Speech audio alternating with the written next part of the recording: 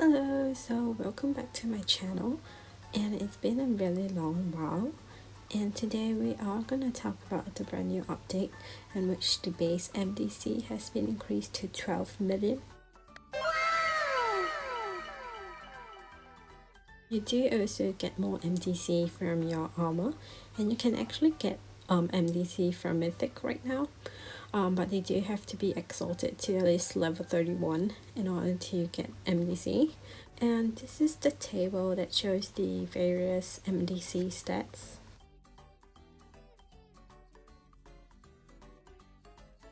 So for those of you who are curious about my current MDC, when I filmed this video it was actually 16.9, but shortly after I managed to mastercraft my cape, and then my total MDC became 17.1 million. And that's actually pretty low among all those highly funded people. And so I'm going to show you guys one of my latest up run with the updated MDC. Also, I'm going to show you guys this really cool new function in boss runs which allow you to see the party's HP and DPS, and you can actually see who's the bait to. And now on my left are a couple of red bars, and those are actually the HP of the entire party. And if you realize there are small little boss icons beside the names, and that's actually telling you who is the bait at that point of time. And these blue bars are actually showing the DPS. And as you can see, I'm currently on Synchro, and so I used my Angel Balance so that I can maximize my DPS. And for this particular run, I'm actually only doing DPS and the third shell. So to DPS as a bishop, you do have to know the sequence really well. And as you can tell, I ran out of Synchro, so I am moving back and forth just to avoid the Alchemium attacks and the lightning. And for those who don't know, bishops are actually what I call melee mages because they get more DPS if you stand close to the boss and less DPS if you stand too far. And the reason is because your Bahamut or your Angel of Balance cannot reach the boss if you're standing way too far.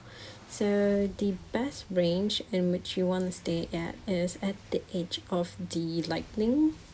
So while I'm trying not to get hit by the lightning, I'm also standing at a range in which my Bahamut and Angel of Balance can actually do DPS to the boss. And for those of you who don't know too, you can actually shell in Benny when your RI is on. So there is really no need to turn off your RI unless you need to dispel any of the debuff.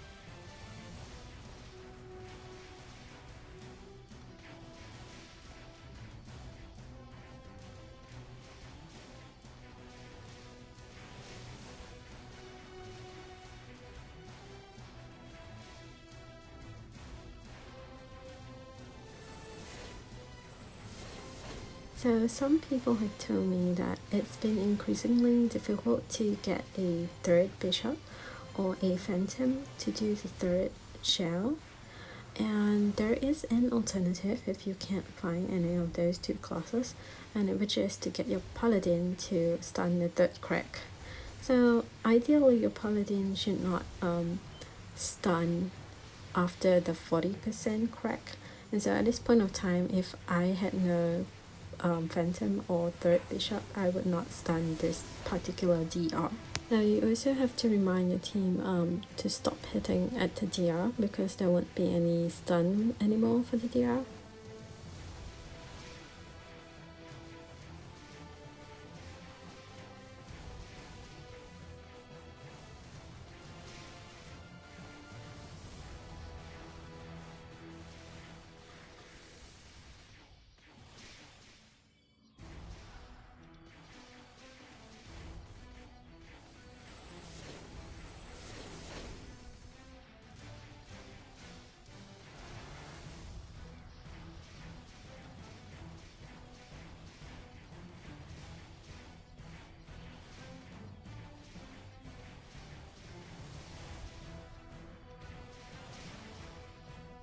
So at this point of time, the 20% HP crack happened, and I would have the paladin standby to stun the next crack.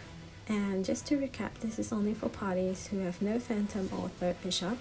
The paladin do have to standby because they only have a short time to stun the boss so that it will work. So they do have to stun the boss as the crack animation is happening, because anytime before or after that, it doesn't actually work anymore.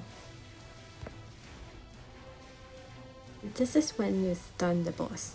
And of course, if your team is squishy, for this to work, I highly suggest having a DK in your team, because there won't be a phantom to bring Iron Will.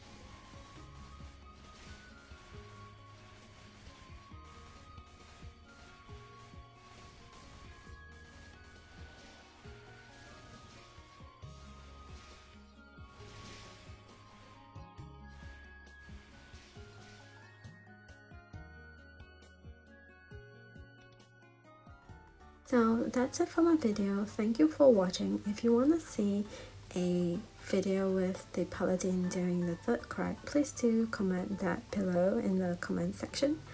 And have a great one.